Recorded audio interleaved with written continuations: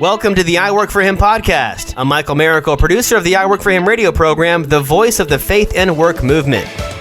Our mission is to transform the workplace of every Christian into a mission field. What does that look like in your workplace? Let's find out right now.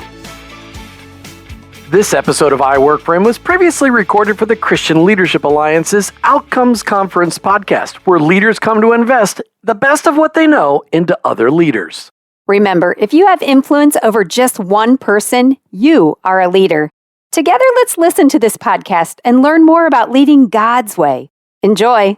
Martha and I are excited to host the Outcomes Conference podcast. Every podcast is dedicated to you, our Outcomes Conference podcast listener. We got an incredible conversation coming up today with Rich Stearns.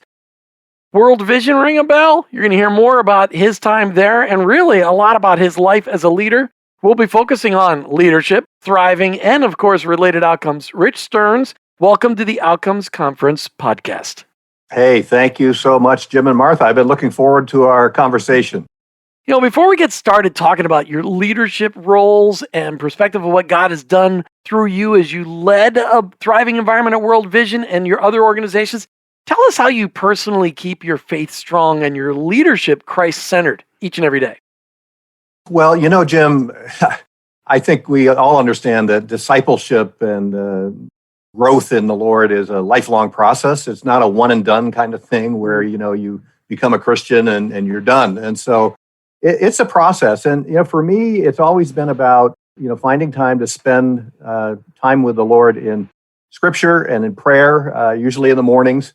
But also, you know, I think I would have to say fellowship with other Christians. You know, during my years at World Vision, I was really fortunate. I think those of us that work in Christian ministry are very fortunate that we're surrounded by a team of committed Christians, right, to keep one another fresh and accountable and growing in the Lord. And we literally had devotions every morning at World Vision with our small group. And then we had chapel every Wednesday where we had worship time together as an organization. And so all of that served to help keep me and the other leaders and folks at World Vision grounded in our faith. And, you know, also just more privately or more personally, my wife and I are part of a couples Bible study group. And we have actually been in this group for more than 40 years. Now, it's been different groups because we've lived in different cities, but we've never gone a whole year where we weren't in kind of a peer group couples Bible study. My wife always says, I like these Bible studies because when I see the other men in the Bible study, I realize that you're not all that bad. So she compares and say, well, you know, Rich isn't much, but, you know, I'd probably rather have him than these other guys, you know. I'm pretty sure Renee probably doesn't put it just that way, but you should give a shout out to Renee because she is the one who introduced you to Jesus. Yeah, and, you know, she's also a very important part of, you know, keeping me grounded and accountable as a human being and a follower of Jesus, because she's always been kind of the bedrock of our family's faith, and she leads women's Bible studies, and, you know, she's in the Word every day. And so, you know, when your spouse sets pretty high expectations for you, that's also a way of keeping you grounded and focused on the Lord. So That's so good. So thank you for sharing that. So as we talk about the word thrive, it can mean different things to different people. What does it mean to you personally to thrive? And just share that with us. Yeah, you know, I think what I would talk about here is that when we are aligned with God's purposes for our lives, you know, when we all have a tendency to compartmentalize our lives, especially people that work in secular work environments, where when you go to work, it can feel like combat. It can be a difficult culture. It can be a culture that's hostile toward your faith. And so I think there's always a temptation to compartmentalize and say, well, Lord, I'm going to keep that part of my life outside of my Christian faith, and I'll be a Christian in the rest of it. But when we compartmentalize, we have this kind of discord in our lives, and we're not aligned with God's purposes, or we're not feeling God's affirmation in the same way we do when we kind of surrender our entire life to the Lord, career, whatever it is, money, career, relationships, etc. So I think being aligned with God's purposes and understanding that our true purpose as followers of Christ is to be his ambassadors, wherever we work, wherever we live, 2 Corinthians 5:20 says, "We are therefore Christ's ambassadors, as though God is making his appeal through us." And that always sends a chill up my spine when I read that verse, because I want to be a good ambassador, and ambassadors, what do? They represent the character and the values and the interests of the one who sends them. And so every Christian needs to think of themselves as an ambassador for Christ. So, but there's another side of thriving that I would just mention, and it's about balance in our lives, right? Balance between work and family, friends, church, rest.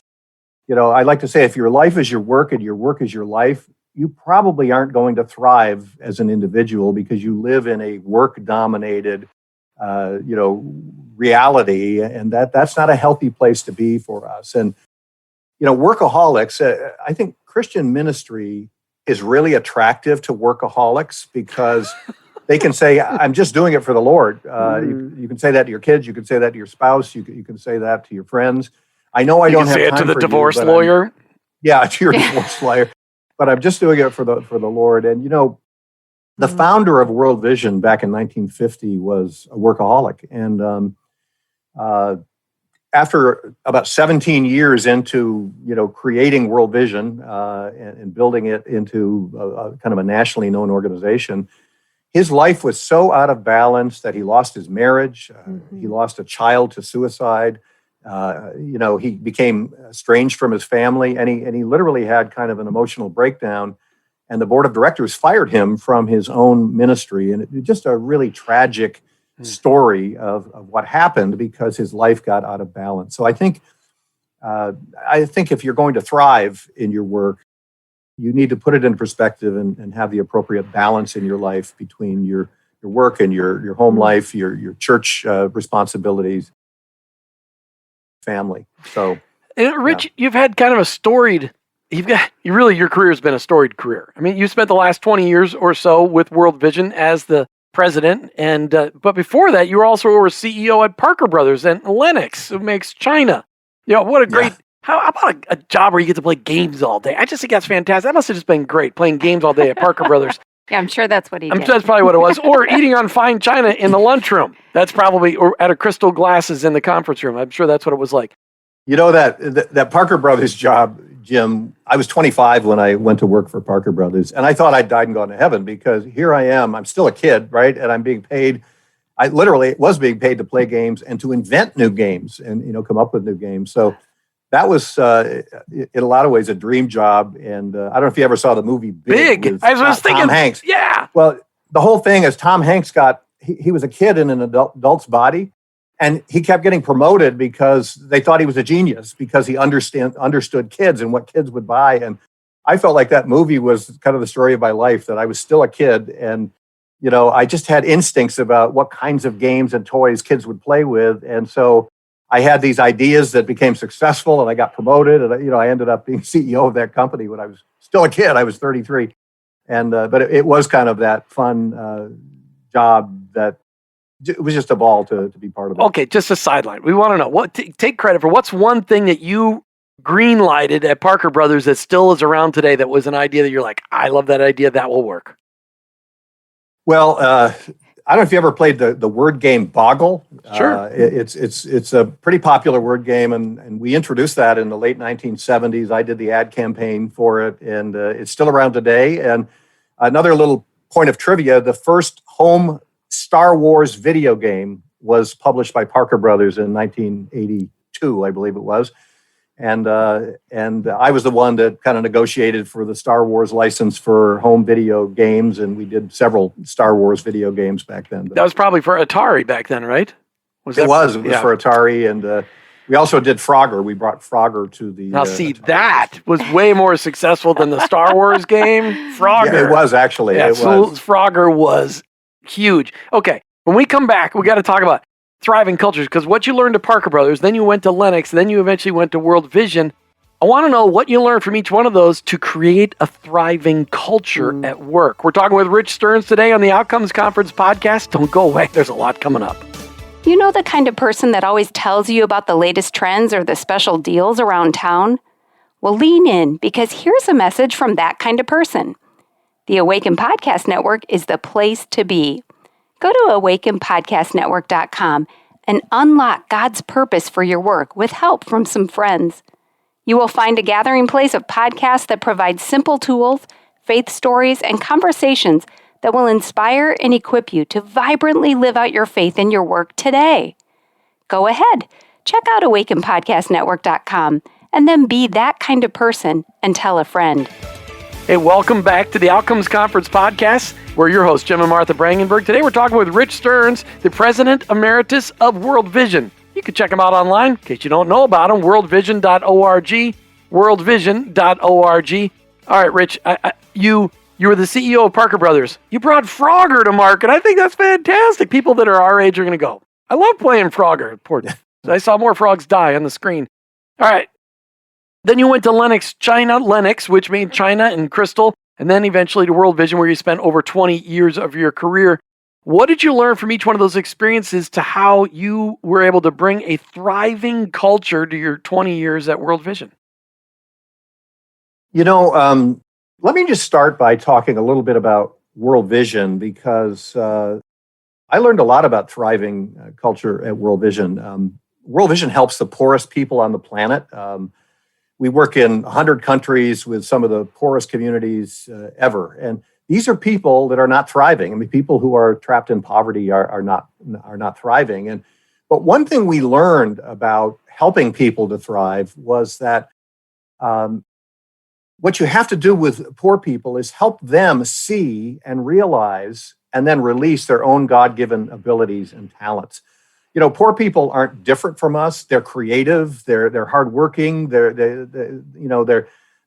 like to have fun. They like laughter and fellowship and friendship, and they have all of the same abilities that we who have more opportunities have. They just haven't had the opportunity to thrive because of the environment they find themselves in, and so they often have low self-esteem because life is kind of beating them down. They feel like failures. So World Vision's whole strategy is to help restore the dignity of the poor and to help replace their hopelessness, their sense of hopelessness, with a sense of hope. And so we like to say, instead of giving handouts to the poor, we like to give them a hand up. We want to help them believe that they are made in the image of God and that they have been endowed with many gifts and talents, and that if they can just release those gifts, they're going to be able to kind of beat the poverty that they're trapped within. They're going to be able to solve the problems in their own community. And so we invest a number of years in a community, helping them to realize their God-given potential. The worst thing that a charity can do for the poor or to the poor is to reinforce the narrative that they're failures who can't take care of themselves. That's the narrative that's playing in their head, that we're failures, we can't do this, we're not smart enough, we're not good enough. And so that's the worst thing a charity can do, is to reinforce that by just giving things to them. You can't care for yourself, so here's some food. You can't care for yourself, so here's, X, Y, or Z. And now, obviously, in a relief situation, when people are desperate or they're refugees, you have to do some handouts. But ultimately, you want to get them on the track of self-sufficiency. And so when World Vision leaves a community after more than a decade of partnership, those community members are like brimming with hope and optimism because they have now become leaders in their own communities and they're solving their own problems. A woman might be running the water committee that manages the new water point. And, a man might be managing a farmers cooperative where, he's with 25 other farmers working cooperatively to bring their crops to market to get a better price. And so all of a sudden, they believe in themselves again. And so just an amazing picture of what it means for human beings to thrive that I saw through the work of World Vision. I just see such a huge connection between what you just explained and what we can do every day in the workplace that we are in, right? We work in cultures where people may not be thriving. Maybe the leadership isn't empowering people the way that you just talked about with World Vision. And challenging us every day to help those around us to reach their potential and to thrive. What a great leadership thing that we can all take a look at. So thank you for sharing that with us. So Rich, give us just a little bit of background so people kind of know where you're at in your life right now. How long ago did you retire from your time at World Vision? So I've been retired now just a little over 2 years. And so, that's after kind of working for 44 years full time in the various companies you already mentioned, and 20 years, last 20 years at World Vision. So it's been about a little over 2 years that I've been retired. So, but you're, as a president emeritus, you're still at board meetings, you're still involved in some of that advising role. Isn't that true? Well, I'm not at board meetings. Okay. We decided it was best to make a clean break between myself and my successor, and so that he can really be all that God's calling him to be at World Vision. But I, as president emeritus, I still do a little speaking on behalf of World Vision, and I do a little executive coaching as well. But just Saturday night, my wife and I spoke to a virtual fundraiser, a group of women in Portland, Oregon area. Had a fundraiser for World Vision. We have these groups around the country called Women of Vision, who advocate and raise money for projects around the world. And so Renee and I were speakers at their virtual banquet, if you will. It was a banquet without food, but it was it was a great meeting. I think they had close to 200 people on the call. Yeah, if we could just figure out the virtual food thing, I think that make the virtual environment a lot better. All right, so you retired. Obviously, you're not done working, but you retired, and then we hit COVID, and the world changed. I would to say it drastically. The world changed drastically. What was your greatest challenge heading into retirement, trying to see, okay, God, what's next? What was your greatest challenge you faced in these past 12 to 18 months? Well, first of all, when COVID hit, I thanked I thanked the Lord and my lucky stars that I was no longer having to be a leader in the middle of this kind of catastrophic global event, because, the thing about COVID-19, and I think people do understand this, but, there has never been an event that has affected every organization and leader on the planet simultaneously. The only thing you could point to might be the Noah flood. That affected the whole world. But when you think about human history, there's literally never been an event that affected every leader in the world simultaneously and presented those leaders with unbelievable challenges, right? So I don't care if you're the principal of a school or you're a pastor or you're a CEO of an organization, whatever your leadership responsibility was and is, you were faced with some really, really difficult circumstances and decisions. And so, as kind of watching this from the sidelines and doing a little bit of coaching of some other leaders, there were a couple of things that I felt that leaders really needed to focus on during this. And one was encouragement, right? So this is a very discouraging time. And you've got people who are working from home. They're missing the fellowship they normally have in the workplace. The ability to lift one another up and build relationships and those kinds of things in the workplace. So they're working from home. They're feeling very disconnected probably from the work and the ministry, if it's a ministry. And so it's the leader's job to try to lift their spirits, to kind of encourage them, to help them maybe cast a vision for what it's going to be like, how we're going to get through this, and what the light at the end of the tunnel looks like, and to sustain that hope, hope and belief, and to keep the fabric of the organization, still functioning and together. So, encouragement, I write about this in my new book, that encouragement is like a wonder drug for a leader, that when you, as a leader, encourage and affirm the people that work for you, it just works wonders. I mean, their self-esteem grows and they feel more confident, and that they'll actually work harder because you're acknowledging their contributions and you're encouraging them, and you're talking to them about their giftedness and what a good idea you had, and boy, you're really creative, and so encouragement, especially in a time like this, is important. And then the other thing is culture building, right? So one of the things I worry about for leaders is how do you create and sustain culture when you're not together? Well, I want you to hold on to that thought, because we got to come to a break. But I want you to hold on to that, because we really want to talk deeply about your book, Lead Like It Matters to God. You're listening to the Outcomes Conference podcast with today. We've got Rich Stearns, the President Emeritus of World Vision, online, worldvision.org. We'll be right back with more of the Outcomes Conference podcast.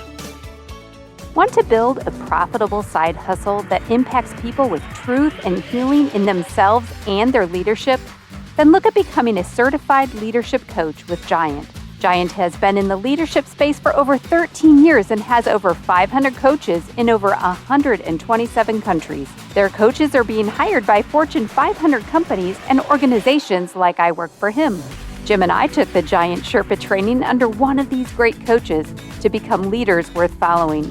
Giant gives you everything you need to start your own coaching business from scratch, like hands-on training from top-level coaches, access to an all-in-one online platform to run your entire coaching business, and you get to join a thriving community of coaches around the world. To get started, Giant is hosting a coaching business workshop to help you learn how to build a successful coaching business. This workshop is 100% free, and you can reserve your spot by going to giant.tv/I Work for Him. If you're ready to impact people and get paid to do it, go to giant.tv/I Work for Him. That's giant.tv/I Work for Him. Hey, welcome back to the Outcomes Conference podcast. Today we're talking with Rich Stearns. As Martha and I are really intrigued by the conversation, we really want to get into your book that you just released, Lead Like It Matters to God. But Rich, you were talking about culture right before we went to the break. Yeah, so just in this whole context of thriving and being in an environment where, in the culture where we can't be together like we are used to, what do you have to say to that? Well, yeah, I think, one of the chief responsibilities of a leader is to shape and create the culture of that their team works in. So you could be a leader at various different levels in an organization. So whatever your team is, working, where they're working, you're the culture shaper and creator. And we all know that leaders can create toxic cultures, negative cultures, and they can create positive cultures in which people can thrive and flourish. And so I write a fair amount about this in my new book, that it's so important for leaders to create a culture of thriving. Now, in COVID, that's harder to do because, you might have Zoom meetings that you've got 20 people in, you're trying to make a decision. But what you miss is the day-to-day interpersonal interactions with people. Yeah, the water cooler talk. You miss the water cooler talk. Yeah, the water cooler talk, about what happened with the sports team over the weekend or, whatever. And but I know the World Vision culture was a very powerful culture and strong culture. And again, to try to maintain that at a distance is challenging. And so I think leaders have to come up with new techniques, new kinds of gatherings, virtually, where they can celebrate and deepen the culture of the organization and sustain it as well. And I also think that leaders during COVID need to break away from some of the group meetings, which can be very stifling. They're necessary, but they can be very stifling, and do more one-on-one sessions with their team. Because that personal attention between the leader and the led is also very important in terms of building self-esteem and building their confidence and just communicating well and keeping short accounts and with expectations. So excellent. I think those are a couple of things that people should be thinking about doing as long as the lockdown continues, which it still is in many companies. Right. So we want to, first of all, congratulate you for writing what is being honored as the Christian Leadership Alliance Book of the Year, Lead Like It Matters to God. And what a great title. And I want to get really kind of personal right at the beginning. And Rich Stearns, as you were writing this book, Lead Like It Matters to God, what was God showing you about your leadership? It was an interesting process of writing the book. And, I've written several books before, and sometimes I've described the process as when you write a book, it's like cleaning your attic, right? So a lot of us put a lot of junk in the attic. We don't know what to do with this stuff, so we put it in the attic, and, we out of sight, out of mind. And every once in a while, you might go up there and say, I got to clean this attic out and straighten it out. And so ideas are the same way. You have these ideas and experiences, and They're floating around your attic, right? They're up there, but they're not in a coherent form where they're not very organized. And so writing a book like this on leadership after 40 plus years as a leader in different organizations was a very cathartic process for me of cleaning and organizing my attic, and trying to distill the learning and the experiences of those 40 plus years into something that might be useful to other people, ideas that might be useful to other people. And so what came out of that was this notion of values-driven leadership, that, the realization that, when the Lord looks back at my life, he is not going to be impressed with, 20 consecutive quarters of earnings growth at Lennox, Wowee, or, the Frogger game that I introduced at Parker Brothers. The Lord is going to be much more concerned about how I cared for the people under my leadership, the people in my circle, not just at work, but my family, my friends, my Bible study group, my church, fellow churchgoers. Those are the questions that God is going to be asking us, on that day, or those are the things that he's going to be celebrating on that day. And it's not going to be about our success. It's not going to be about all of our achievements. It's going to be about our faithfulness.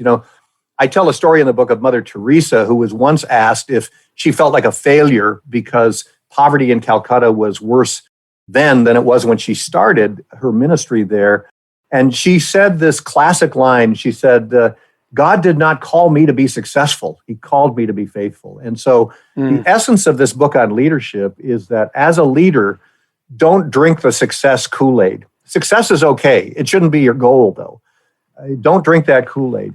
Be faithful, be faithful, be faithful. You might be successful as well, and you probably will be if you're faithful to the Lord. You'll probably have success in other dimensions. But that's the essence of the message of the book, and I write about these 17 values. Well, okay, you got these 17 values. Yeah. Just what I was going to say. Thanks. A great segue. As we talk with Rich Stearns today, we're talking about his brand new book that is the CLA Book of the Year, Lead Like It Matters to God. You mentioned 17 values in the book. If you had to focus on the top 3, maybe just give me the top 2, what would they be? Well, yeah. So if character is what matters, if our Christian character, it is our witness. First of all, our character is our witness, and our character shapes the cultures in which we work. Sure. The values that we communicate to people shape what we work. So I wrote a chapter each on 17 different values that I think are important for Christian leaders to embrace. And so if I had to pick the top 2 or 3, the first 2 are surrender and sacrifice. And when I was writing the book, my wife said, "Are you sure you want to write a leadership book where the first 2 chapters are surrender and sacrifice? Who's going to read that book? Who's going to read chapter 3 after that?" And maybe you should start with, success and wealth or fame or something like that.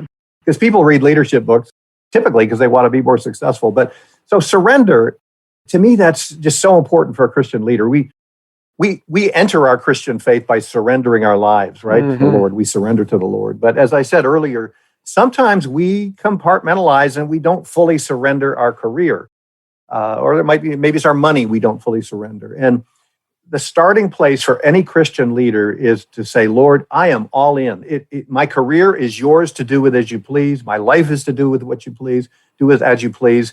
And I am fully surrendered to you. And when you do that, it actually lets you release a lot of the stress and pressures of work because you've already given it to the Lord, right? It's like, well, it's your career, Lord. If you're going to let it shipwreck, that's okay. That's up to you.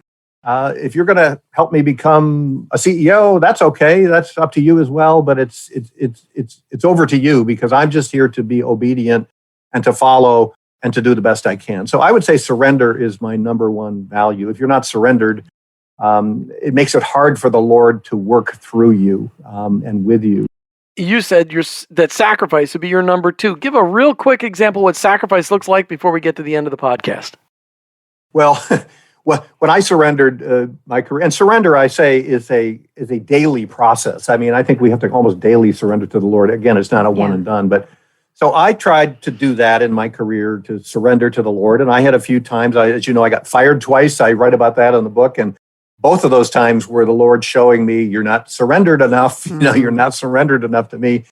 And so finally, after I had an 11-year run at Lennox and CEO and a lot of success, the Lord called me to World Vision and basically said, all right, if you're surrendered, I want you to quit your job, quit your career. I had my rich young ruler moment, right? Sell everything you have and give it to the poor and come and follow me, and then you'll have treasure in heaven. And so that was a really difficult moment in my life. And my wife, of course, said, we need to go where God wants us to go. And so I quit my job. I quit my career. We took a 75% pay cut. We had 5 kids. We moved from Pennsylvania to Seattle.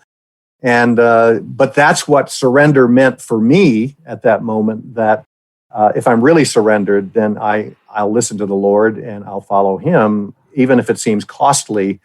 And his promise to the rich young ruler that you will have treasure in heaven, those next 20 years for my work at World Vision, they were a treasure.